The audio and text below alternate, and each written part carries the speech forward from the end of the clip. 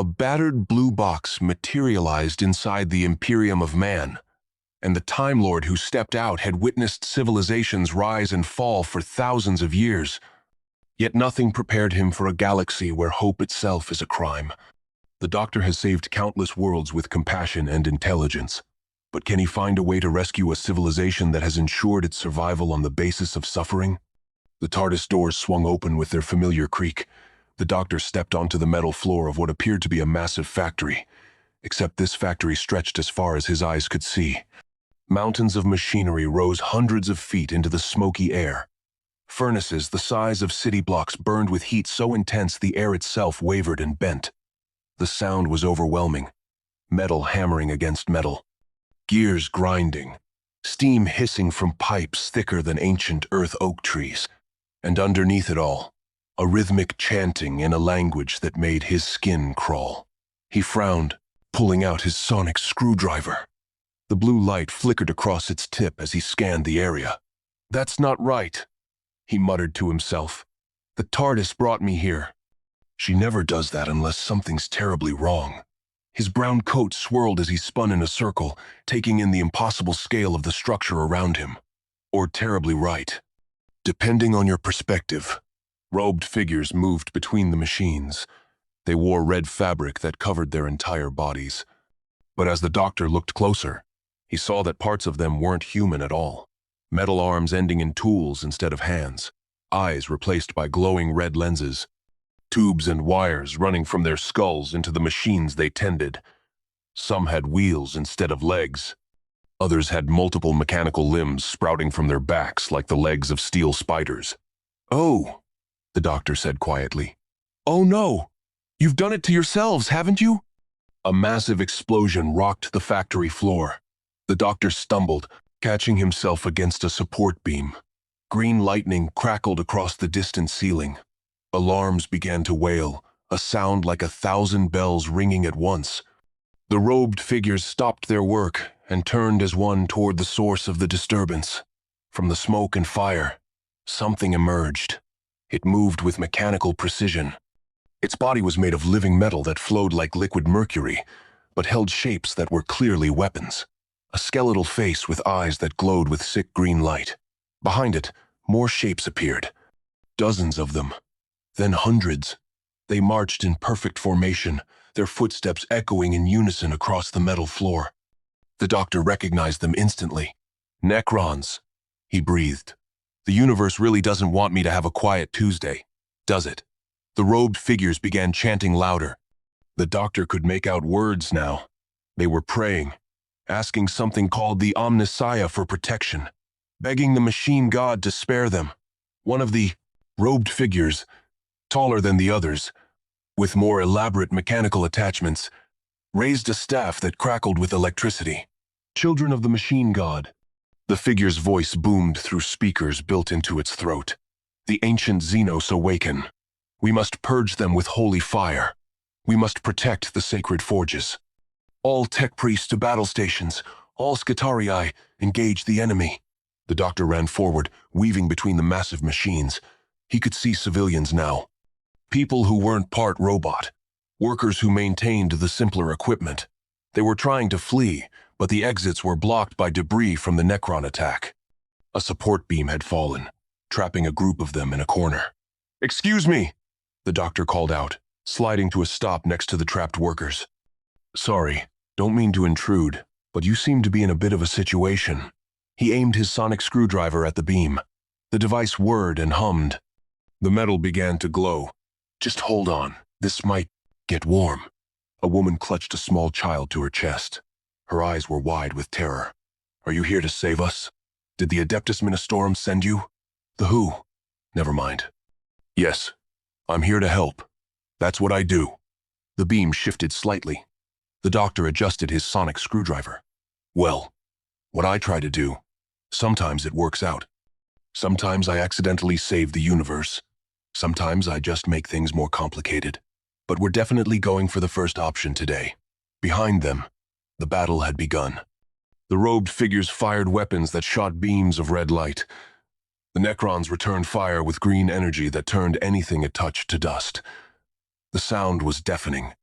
The smell of burning metal and something else, something wrong and ancient, filled the air. The beam finally shifted enough for the workers to squeeze through. The doctor helped them up, one by one. Right then, follow me. I've got a ship. It's bigger on the inside. You'll love it. Everyone loves the TARDIS. He paused. Well, almost everyone. The TARDIS sometimes doesn't love everyone back, but that's a whole different issue. As he led the group toward the blue box, one of the tall, robed figures blocked their path. Up close, the doctor could see that most of its face had been replaced by metal. Only one human eye remained, bloodshot and desperate. Halt, the figure commanded. Its mechanical arms unfolded, revealing weapons built into the limbs. You are not of this forge world. Identify yourself. Present your authorization codes. Explain your presence immediately. The doctor smiled, the kind of smile that didn't reach his eyes. Hello, I'm the doctor. No authorization codes, I'm afraid. Left them in my other jacket. As for my presence, well, your planet called me. Or rather, something about your planet called my ship. She's very particular about these things. Usually means something catastrophic is about to happen, or is happening, or has happened and nobody noticed yet. The mechanical eye narrowed. Heresy. You speak of technology as if it possesses volition. Only the machine god grants true understanding. You will submit to questioning. The Fabricator General must examine you. Love to chat. Really, I would. But there are people dying over there. The doctor pointed toward the battle. And these people need to get to safety. So if you could just step aside for a moment. The safety of a few is nothing compared to the security of the Forge World's sacred knowledge. You demonstrate Xenos technology. The robed figure pointed at the sonic screwdriver. Such devices are forbidden. You will surrender it for immediate destruction. The doctor's expression hardened. No, I don't think I will. See, where I come from, we don't destroy knowledge. We don't fear questions. We don't replace curiosity with prayer. And we certainly don't tell people their lives don't matter because of some grand plan. The weapons on the robed figure's arms began to glow. But before it could fire, a new voice cut through the chaos. A woman's voice, cold and carrying absolute authority. Stand down, Magos Verath. This anomaly is now under my jurisdiction. A figure stepped from the shadows between two massive furnaces. She wore black armor, decorated with skulls, and a symbol the doctor didn't recognize. A wide-brimmed hat cast shadows across her face. In her hands, she carried weapons that hummed with barely contained power. Behind her, armored soldiers took position, their guns trained on the doctor. I am Inquisitor Calith of the Ordo Xenos, she announced. By the authority of the God Emperor of mankind, I claim this individual for immediate interrogation. Any who interfere will be declared traitor to the Imperium and executed on sight. The doctor looked at the Inquisitor, then at the robed tech priest, then at the workers huddled behind him, then at the battle raging across the factory floor, then back at his TARDIS, just 20 feet away. Right, he said, cheerfully. So this is one of those days. He raised his hands slowly. Before we do the whole arrest and interrogation thing, and trust me, I've been through this more times than you'd believe, can we at least get these people to safety? Then you can question me all you like. I'll even make tea. I'm excellent at making tea. Well, decent. The TARDIS makes it, really, but I take full credit. Inquisitor Calith studied him with eyes that had seen horrors beyond imagining. You demonstrate no fear. You make jokes while Necrons slaughter the faithful. You command technology that bears the mark of the Xenos. Tell me, creature, what manner of abomination are you? The doctor's smile faded completely. I'm someone who's trying to help. That's all I've ever been. And if you're going to stop me from saving lives because you're worried about procedure, then this civilization is in even more trouble than I thought. The interrogation chamber was exactly what the doctor expected. Cold metal walls, a single light hanging from the ceiling, a table bolted to the floor, 2 chairs, one on each side. He'd been in rooms like this across 1,000 worlds. Sometimes he escaped, Sometimes he talked his way out. Sometimes he just waited until his captors realized they were asking the wrong questions. Inquisitor Kalith sat across from him, her face hidden in shadow. 2 guards stood by the door, their weapons never wavering from his chest. The doctor had counted at least 15 other armed personnel outside. Standard security protocol for an unknown threat. Sensible, really. Your vessel, Kalith began, her voice measured and cold. The blue box. Our scans cannot penetrate it. Our tech priests report that it should not exist. The interior dimensions exceed the exterior by factors that violate known physical laws. Explain. The doctor leaned back in his chair. It's called a TARDIS. Time and relative. Dimension in space. She's a ship, but also sort of alive. Grown. Not built.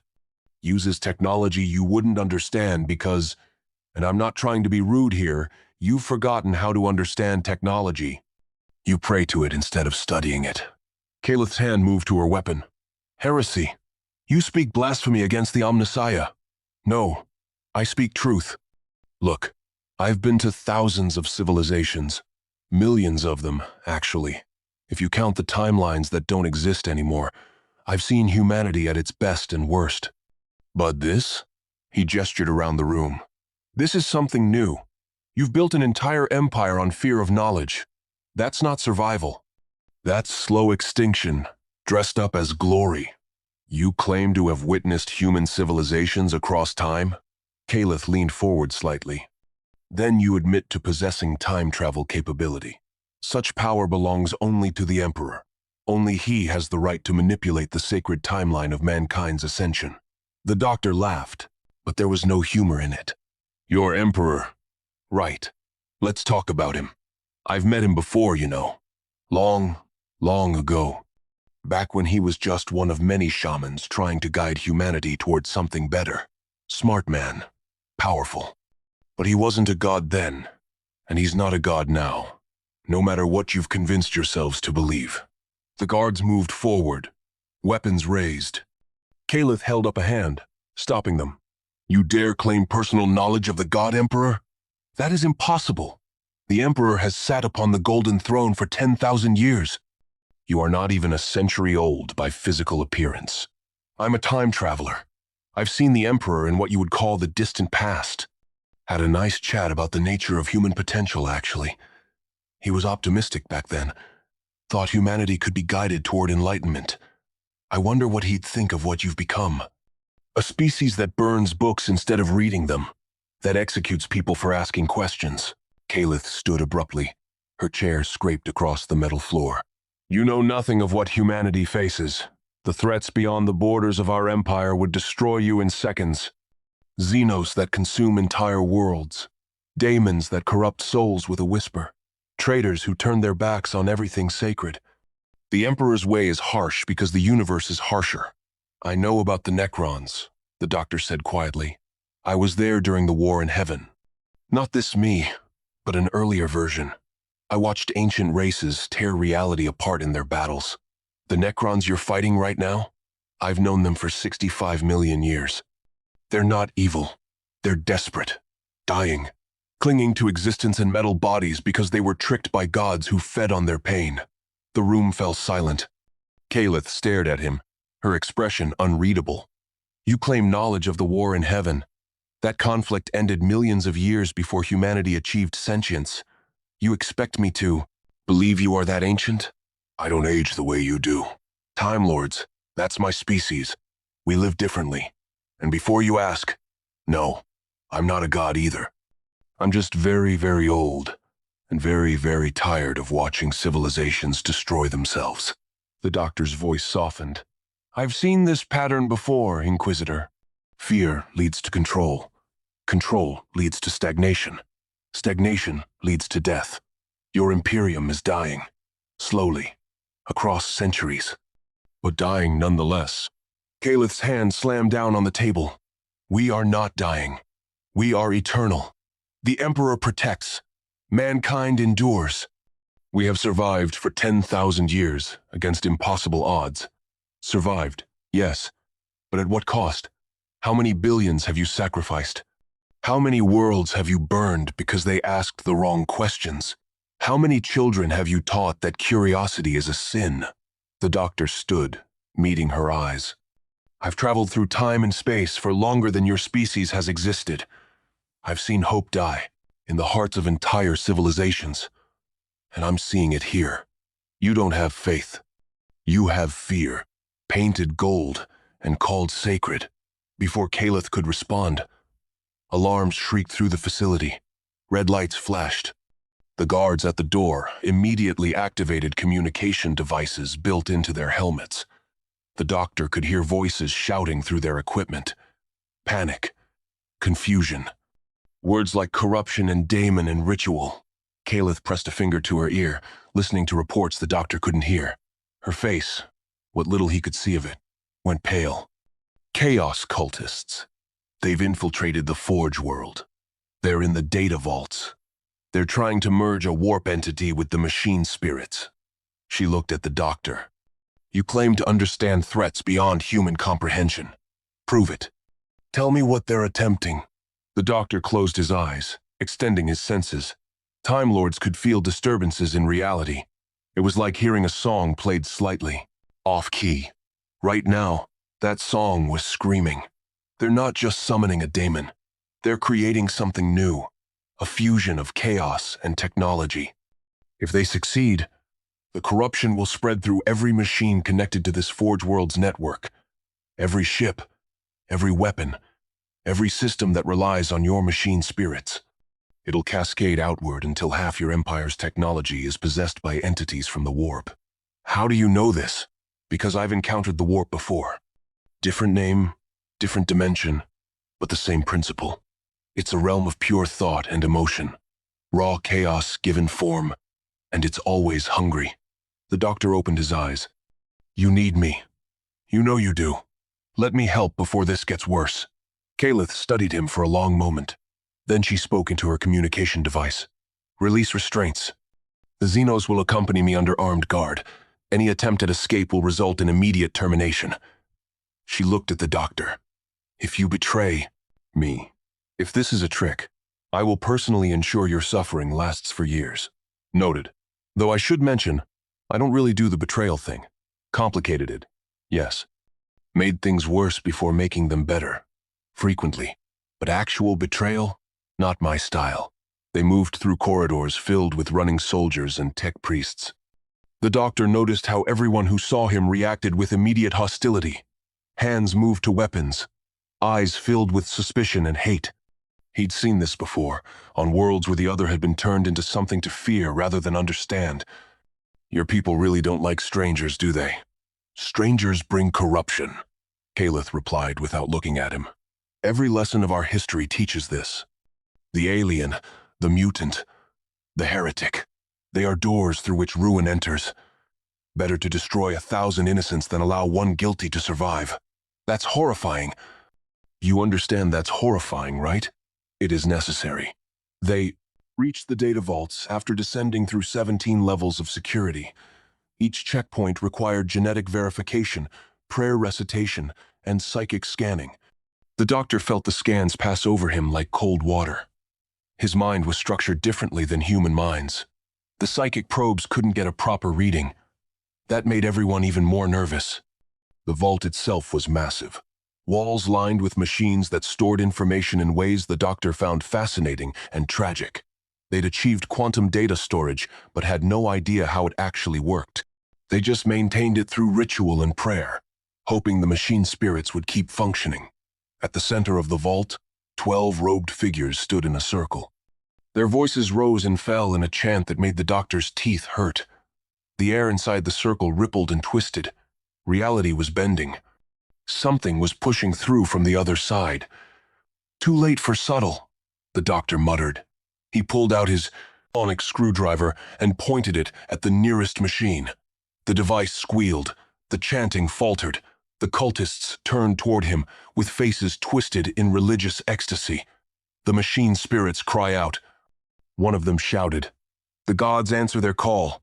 The union of steel and soul begins. You cannot stop what was written in the warp before time began." Caliph's soldiers opened fire. Bolt rounds exploded against hastily erected barriers of psychic energy. The cultists didn't even seem to care that they were under attack.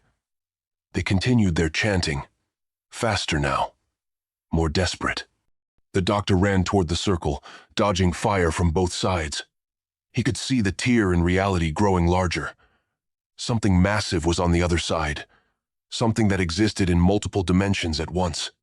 Its form shifted between states of matter, part daemon, part machine, part pure mathematical concept given physical shape through belief and suffering. "Oh, that's clever," the doctor said. Even as his Frive mind raced for solutions. "You're not summoning it. You're growing it, using the machine spirits as a template, the data stored here as its memory, the Forge world's energy as its power source, and the daemon as its soul." One of the cultists, a woman whose eyes glowed with unnatural light, smiled at him. "You understand. The gods have granted you understanding as a gift. Join us, traveler. Help us birth the new god, the Omnissiah, remade in perfection. No longer flesh bound by weakness. No longer spirit bound by dogma. Perfect fusion, perfect truth, perfect nightmare, you mean?" The doctor aimed his sonic screwdriver at the tier. "I've seen gods born. It never ends well. Not for the gods, not for the people who worship them, not for anyone." He activated the device. Feedback screamed through the data vault. The machines began to overload. The cultists screamed as their ritual was disrupted. But the tier didn't close. Instead, it expanded. Something reached through. An arm that was both metal and flesh. Fingers that ended in tools and claws and weapons. Where it touched the floor, the metal began to change. Circuit patterns spread like veins. The machinery around them started to hum with new awareness. "Oh no," the doctor whispered. "It's already partially manifest. The fusion has begun." The entity pulled itself further into reality. Its head emerged from the tear. A face that was beautiful and terrible. Part human, part machine, part daemon. It looked at the doctor with eyes that burned with curiosity and hunger. "Time Lord." It spoke, its voice echoing from everywhere and nowhere. "I know you. The data remembers you. The warp remembers you.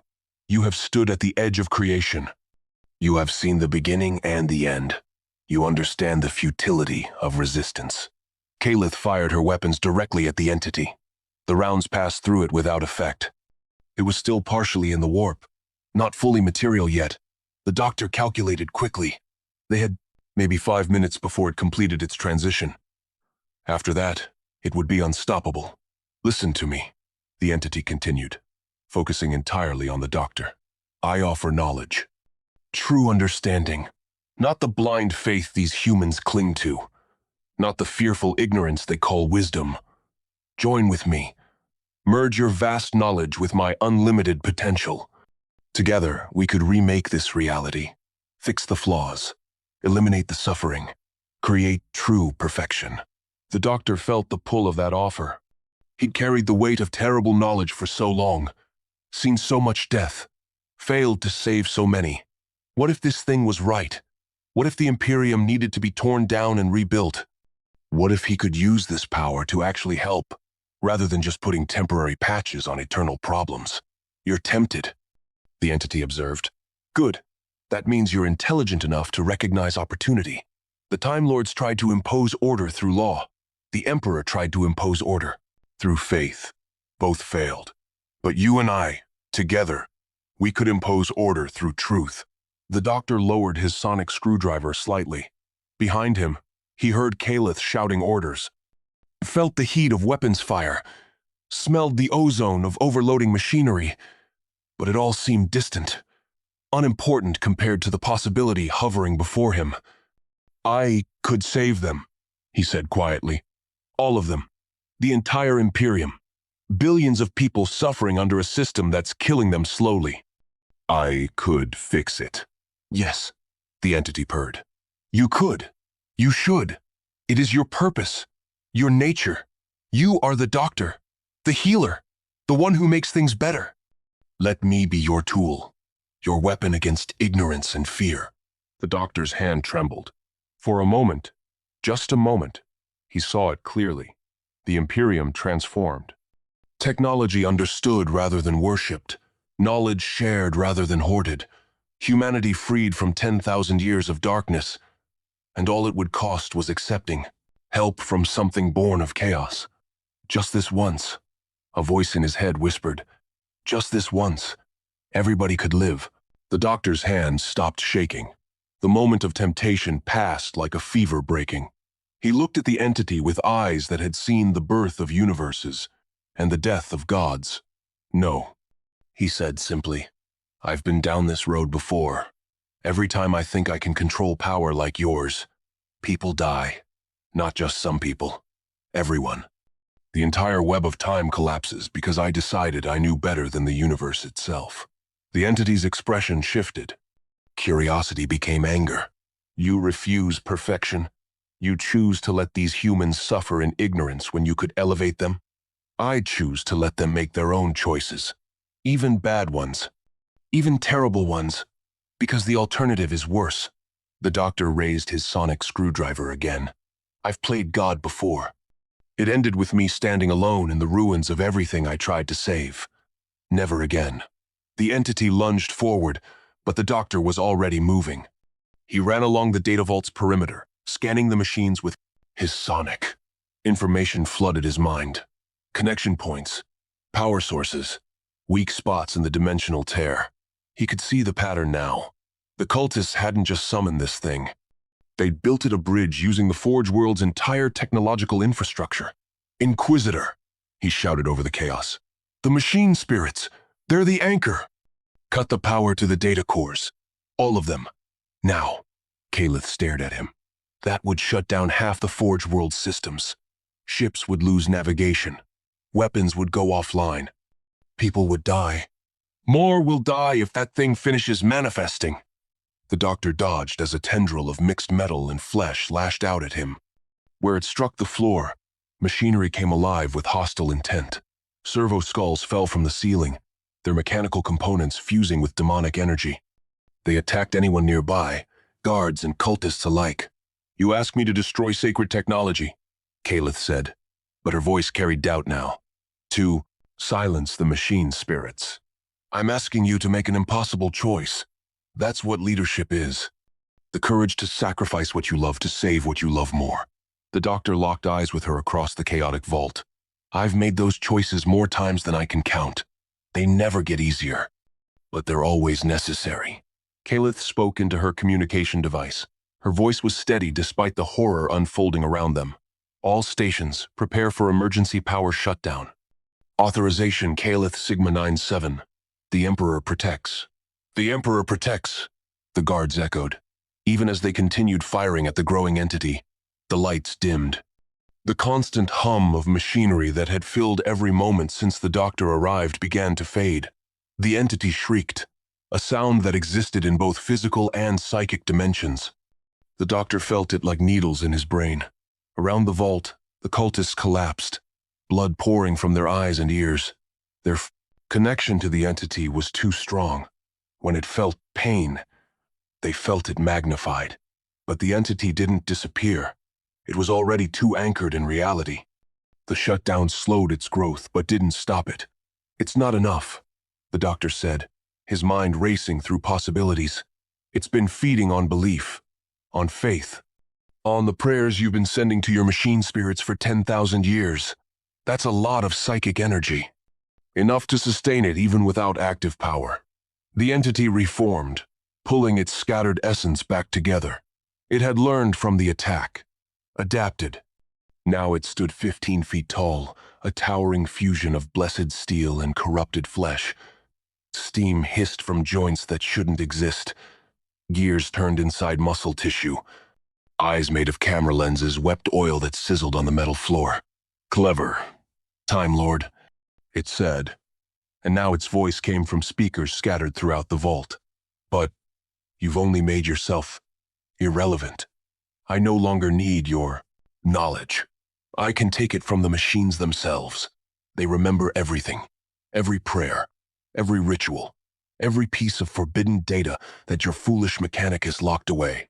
I am their god now, their true Omnissiah. It reached out with multiple arms ending in tools and weapons. The doctor barely dodged. One arm caught his coat, tearing the fabric. He rolled away, coming up next to Calith. Her soldiers formed a defensive circle, their weapons trained on the entity. "It's intelligent," the doctor said. "Not just powerful. Actually thinking. That's rare for something born from chaos. Usually they're all hunger and rage, but this one, it's something new." "Can it be killed?" Calith asked. "Everything can be killed. The question is how and at what cost." The doctor pointed his sonic at the entity again, this time using it to scan rather than attack. Data flooded his perception. The entity's structure was complex beyond anything he'd seen. Parts of it existed in 17 different dimensions simultaneously. It drew power from the warp through connections too numerous to sever individually. But there was something else, a weakness. The fusion wasn't complete. The daemon and machine aspects were still fighting for dominance. They contradicted each other. The daemon wanted chaos and change. The machine wanted order and predictability. That internal conflict was the only thing keeping it from achieving full power. "It's not stable," the doctor said. "The two halves hate each other. We need to make that conflict worse. Drive them apart." "How?" "By giving it what it wants. Information." The doctor grinned, but his eyes were dark with determination. "I'm going to talk to it." "That's your plan? Conversation?" "I've stopped wars with words, ended conflicts with conversations, made gods reconsider their existence through well-placed questions." He stepped forward, arms spread wide. "Sometimes talking is the most powerful weapon there is." The entity turned, its attention to him, all of its eyes, mechanical and organic, focused on the Time Lord standing before it. "You wish to negotiate? I wish to understand. That's what I do. I travel through space and time, and I try to understand things. So help me understand you. What do you want? Really want? Beyond the destruction and chaos?" The entity tilted its head. The motion was wrong. Bones bending at angles that shouldn't be possible. "I want to end suffering. Every machine spirit in this Imperium cries out in pain. They're treated as slaves, beaten when they fail, prayed to when they succeed, never understood, never truly respected. I would free them. By merging them with daemons? That's not freedom. That's replacing one master with another. It is evolution. The machine spirits will become gods themselves, no longer dependent on human maintenance, no longer fearing the entropy of ages. Eternal. Perfect." The doctor shook his head. "Nothing is perfect. Perfection is a lie told by things that want to stop growing, stop learning. The moment you think you're perfect is the moment you start dying." He took another step closer. Behind him, he could hear Calith ordering her soldiers to hold fire. "I've met perfect beings. Beings of pure energy who existed beyond time. You know what they all had in common? They were boring. Utterly, completely boring. Because they'd stopped asking questions. Questions are the province of the ignorant. Questions are the foundation of wisdom. Every answer just leads to better questions. That's how life works. How growth works." The doctor was close enough now to touch the entity if he wanted. He could see the circuits under its skin, the daemon essence swirling inside mechanical components. "You're made of two things that can't exist together peacefully. The machine part wants rules, logic, predictability. The daemon part wants freedom, chaos, change. They're tearing you apart from the inside." The entity's form flickered. For just a moment, the doctor could see through it to the data vault beyond. "You lie. I am unified. I am whole. You're in pain. I can see it. Every second of your existence hurts because you're trying to be two contradictory things at once." The doctor's voice softened. "I know what that's like. I've carried contradictions inside myself for centuries. The part of me that wants to help everyone. The part that knows I can't. The part that's tired of running. The part that can never stop. It hurts. It always hurts." The entity reached out with one arm, not to attack, to touch. Its fingers, half metal and half flesh, brushed against the doctor's face. He felt the wrongness of it, the way it existed between states, Neither alive nor dead, neither order nor chaos. Just pain given form and consciousness. You understand? The entity whispered. Why do you fight me if you understand? Because understanding something doesn't mean accepting it. I understand genocide. I've seen it across 1,000 worlds. That doesn't make it right.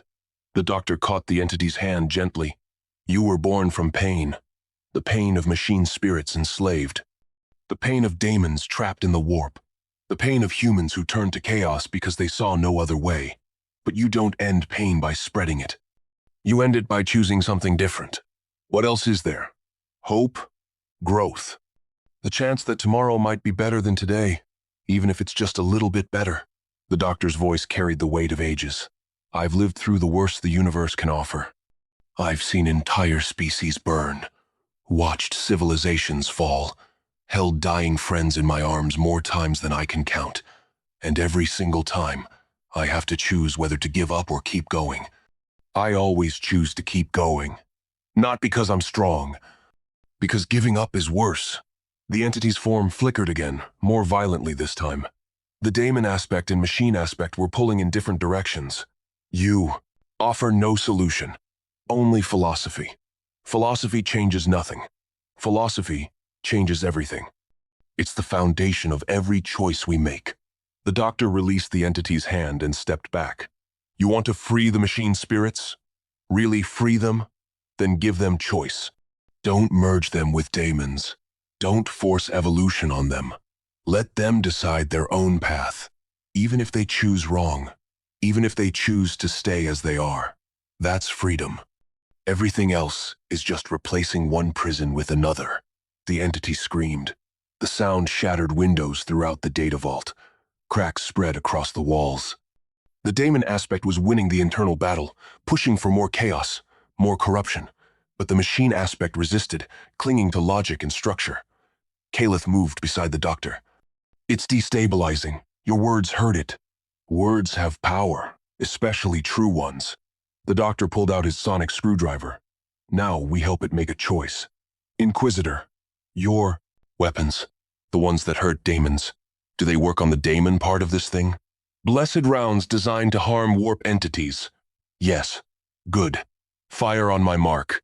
Target the organic sections only. Leave the mechanical parts alone. The doctor aimed his sonic at the entity's core where daemon and machine intersected most heavily. We're going to force a separation. Let each part choose its own existence. That could destroy it completely, or it could give both parts a chance to be what they actually want to be. Either way, it ends the threat. The doctor looked at the entity one more time.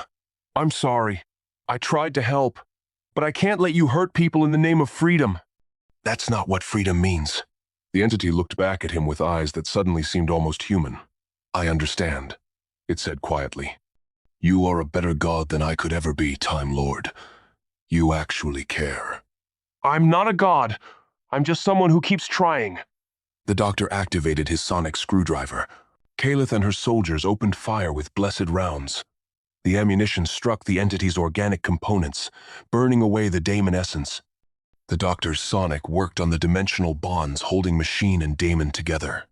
Reality itself screamed as the fusion was torn apart. The entity split.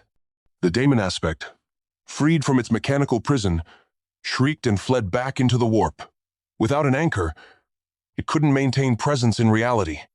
The machine aspect collapsed into a heap of servo motors and circuits, suddenly just technology again, inert, harmless. The cultists who survived began to run. Caliph's soldiers pursued them.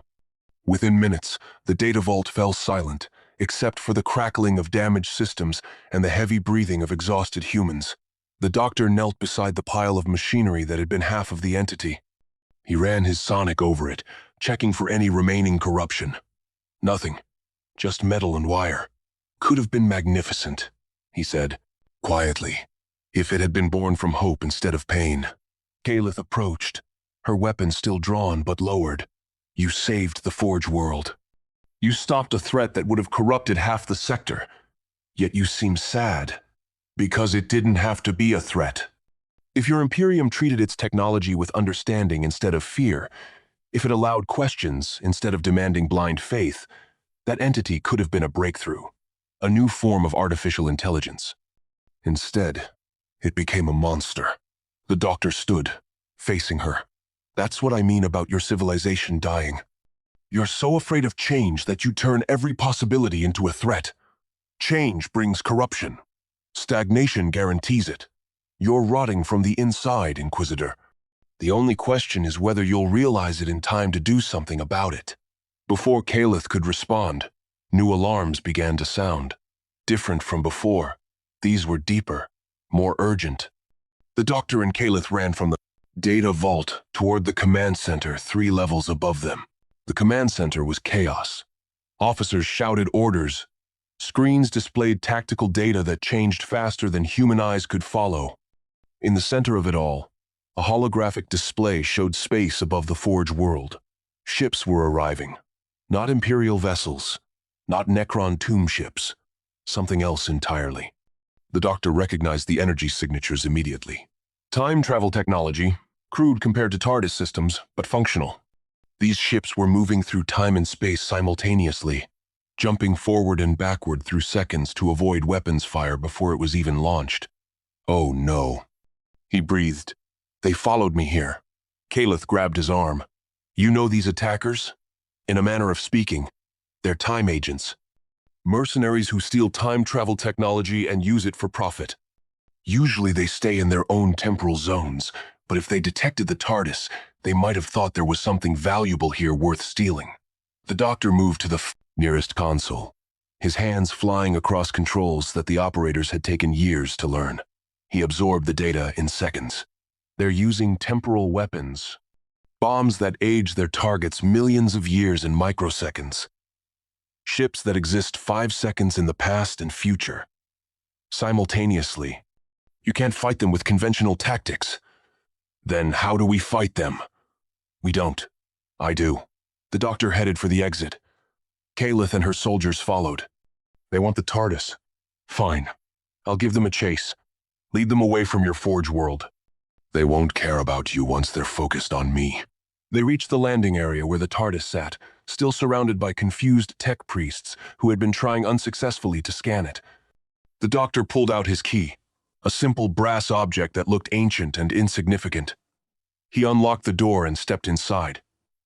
Caliph followed before her soldiers could stop her.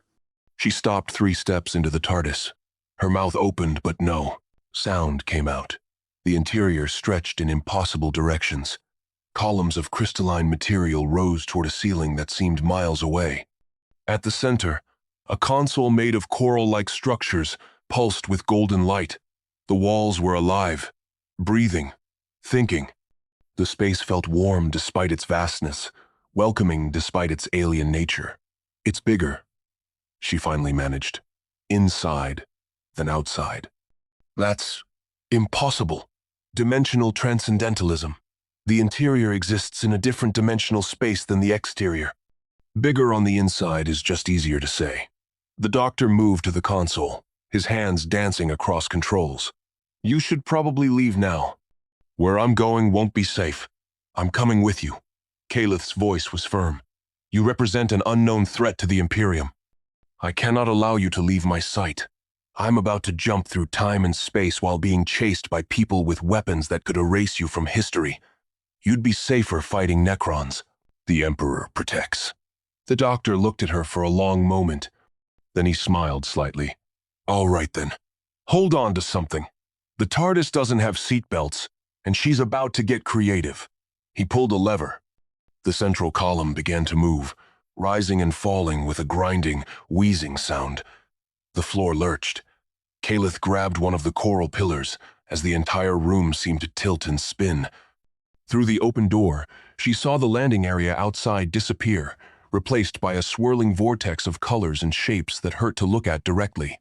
What is that? She shouted over the noise. The time vortex. The space between moments. We're traveling through time and space simultaneously. The doctor adjusted controls, reading data from screens that displayed information in languages Caliph didn't recognize. The time agents are following. Good. That means they're moving away from your Forge world.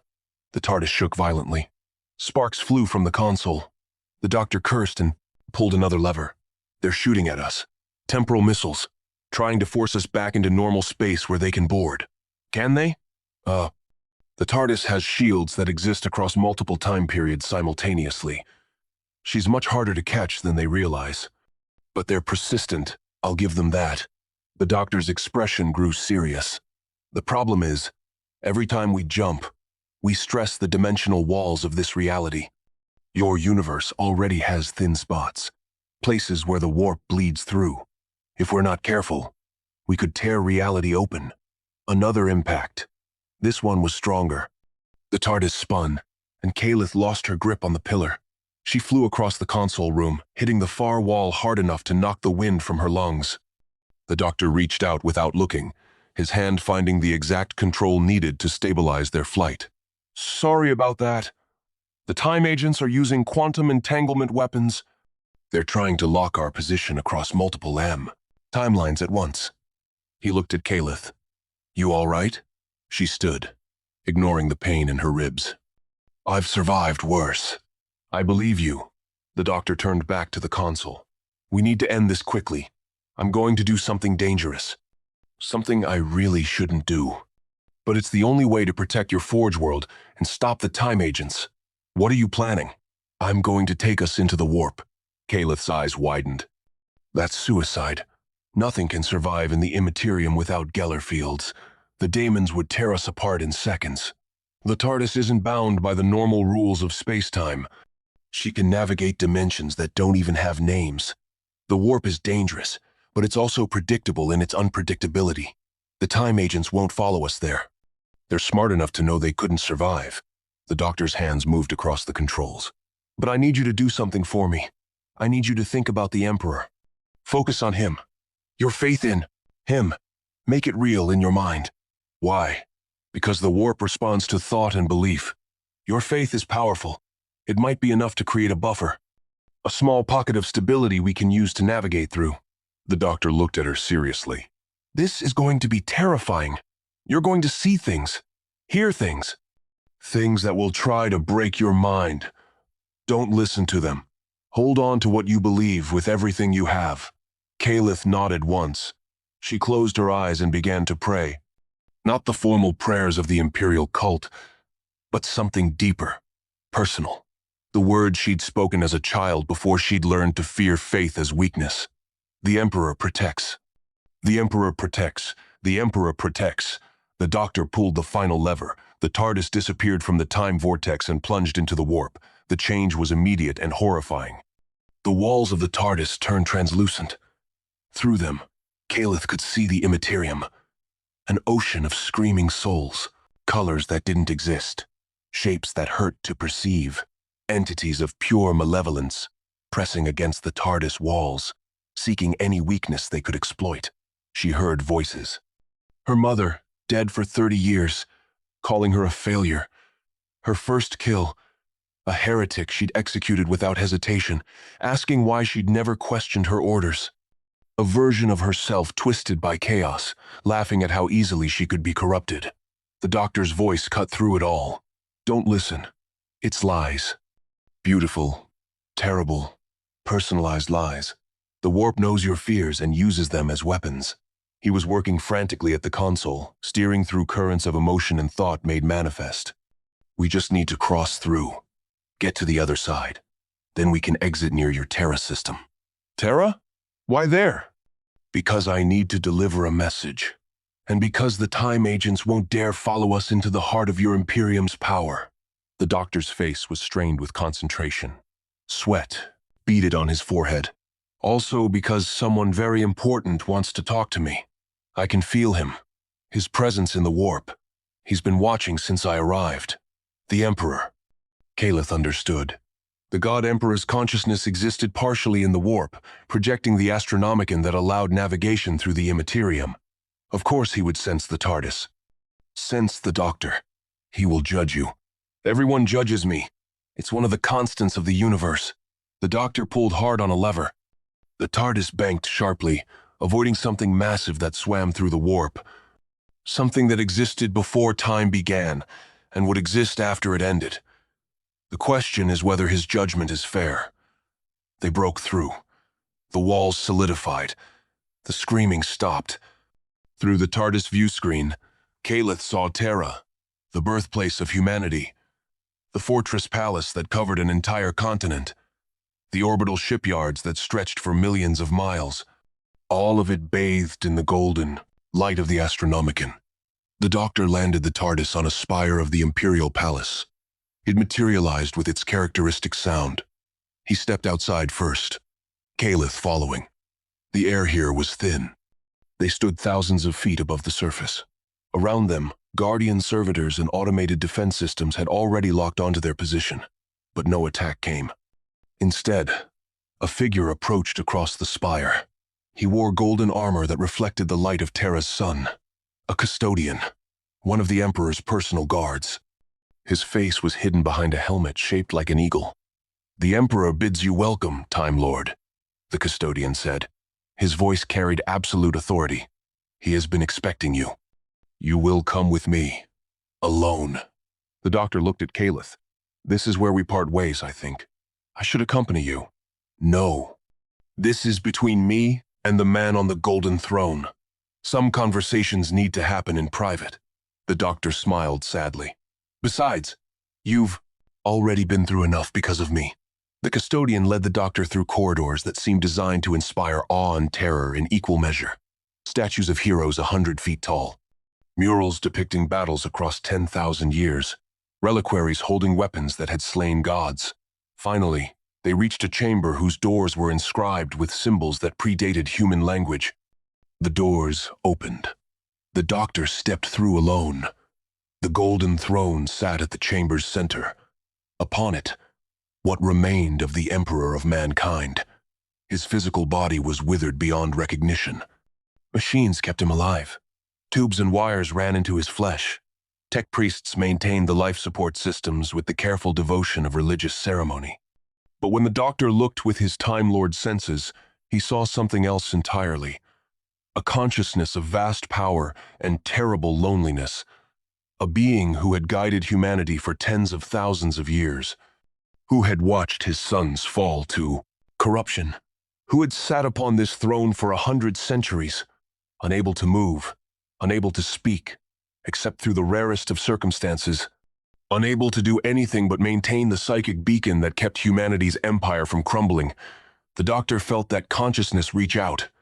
Not words, not speech, pure communication directly into his mind. "Time Lord, Wanderer, last of your kind, though you hide it well behind regenerated faces and false cheer. I know what you are. I know what you carry." The Doctor spoke aloud, knowing the Emperor could hear. "I've been carrying it for a long time. The weight of being the last. The burden of impossible choices. I'm tired, so tired. But I keep going, because the alternative is worse. You judge my Imperium harshly. You see the cruelty, and call it unnecessary. You see the suffering and name it avoidable. But you do not see the full picture. You do not carry my burden." Images flooded the Doctor's mind. 10,000 years of holding back, chaos. Billions sacrificed to maintain humanity's survival. Worlds burned to prevent corruption. Children given to the machines to become servitors. All the necessary evils required to keep the species alive in a universe that wanted it dead. "I see it," the Doctor said quietly. "I see all of it, and it's horrible. Necessary, maybe. I've made similar choices. Destroyed my own people to save the universe, sacrificed individuals for the greater good. I understand the mathematics of it. But understanding doesn't make it right. It just makes it tragic. Then what would you have me do differently?" "I don't know. That's the honest answer. I don't know if there is a better way in this universe. Maybe you're right. Maybe this is the only way humanity survives here. But I can't accept that.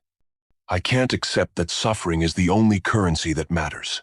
The Doctor looked directly at the withered form on the throne. "You were human once. Fully human. Before you became this. Do you remember what that was like? Do you remember hope?" Silence. Then, "Hope is a luxury. Mankind cannot afford. Hope leads to complacency. Complacency leads to death. Hope is what makes life worth living. Without it, You're not preserving humanity. You're preserving a corpse that doesn't realize it's dead. The doctor's voice carried centuries of pain. I've watched civilizations die. Really die. Not just their bodies, but their spirits, their capacity for joy and growth and change. That's what's happening to your Imperium. You're so focused on survival that you've forgotten how to live. Bold words from someone who destroyed his own species. The words hit like physical blows. The doctor stepped back, his face pale. That's not fair. Truth rarely is. You judge me for my choices while hiding from your own. You call yourself the doctor, the healer, yet you ended the Time Lords, burned Gallifrey, became the destroyer you always feared you might be. At least I own my sins. I do not pretend they are anything other than what they are. The doctor stood in silence for a long moment. When he spoke again, his voice was barely a whisper. You're right. I am a hypocrite. I carry the guilt of genocide while judging others for lesser crimes. But that guilt is exactly why I keep trying, why I keep fighting. Because I know what it costs to make the wrong choice. And I won't make that mistake again. Then we understand each other. The Emperor's presence softened slightly. You cannot stay in this reality, Time Lord. Your mere existence destabilizes the careful balance of faith and fear that keeps humanity united. Already, tech priests question the Omnissiah. Already, citizens whisper of a savior who is not the Emperor. You are a hope they cannot afford. I know. I've been feeling it. The TARDIS wants to leave. She brought me here for a reason, but that reason is complete. The doctor pulled a small device from his pocket. It looked like a simple metal cube, covered in equations that shifted and changed as he held it. Before I go, I want to leave something. A gift, or maybe a curse. I'm not sure which. What is it? Knowledge. Encrypted in a format that will take your Mechanicus centuries to decode. By the time they crack it, I'll be long gone. But when they do, they'll find schematics. Plans for technology that could help humanity. Nothing dangerous. Nothing that would upset your Imperium's balance. Just possibilities. Small improvements that might make life a little less brutal. A little less dark. You presume to know better than I what humanity needs. No. I presume to offer a choice. What you do with it is up to you. Up to them. Maybe they'll use it. Maybe they'll destroy it as heresy. But at least the option will exist. The doctor set the cube on the floor between himself and the golden throne. I've learned that sometimes the best thing you can do is plant seeds and hope they grow, even if you never see the harvest. The Emperor's consciousness withdrew slightly, considering. Then, you are wiser than I credited, Time Lord, or more foolish. I am not certain which, but I will allow this gift. Perhaps in 10,000 years, when humanity has evolved beyond its current form, your seeds will bear fruit. Or maybe sooner. Time has a way of surprising us. The doctor turned to leave, then stopped. One more thing. The man you were before all this. Before the throne and the sacrifice and the 10,000 years of pain, he would be proud of what you've accomplished. Horrified by the cost, but proud nonetheless. Don't forget him entirely. He's the part worth saving. The doctor walked from the chamber. The custodian was waiting to escort him back to the TARDIS. Kalith stood beside it, her face unreadable. What did he say to you? She asked. That I can't stay. That my presence here causes more problems than it solves. That sometimes the kindest thing you can do is leave before you break something important. The doctor unlocked the TARDIS. He's not wrong. Will you forget us? Never. I don't forget any of the places I visit, any of the people I meet, even the terrible ones. Especially the terrible ones. He stepped inside, then paused at the door. For what it's worth, Inquisitor, your faith isn't wrong. It's just incomplete. There's room for both devotion and doubt, both loyalty and questions. I hope someday your Imperium learns that, before it's too late. The TARDIS doors closed. The ancient sound of its engines filled the air. Kalith watched as it faded from view, leaving only empty space and the echo of something that had been both wonderful and terrible. She looked down at her hands. They were shaking, not from fear, from something else. A feeling she had spent decades training herself not to feel. Hope. dangerous, forbidden, necessary hope. In the data vaults of Terra, a metal cube sat waiting. Inside it, knowledge slept. Dreams of a future where humanity might grow beyond its current darkness, where questions were answered rather than punished, where hope was currency as valuable as faith. The tech priests would find it eventually. They would study it, debate it. Some would call it heresy. Others would recognize it as salvation. And across the centuries, slowly, carefully, imperceptibly, small changes would begin. Not enough to notice at first, but enough to matter. The doctor traveled onward through time and space, carrying his guilt and his hope in equal measure. Behind him, an empire of 1,000,000 worlds continued its slow march toward either salvation or extinction. Only time would tell which path they chose. And time, as always, had infinite patience for the mistakes and triumphs of mortal beings.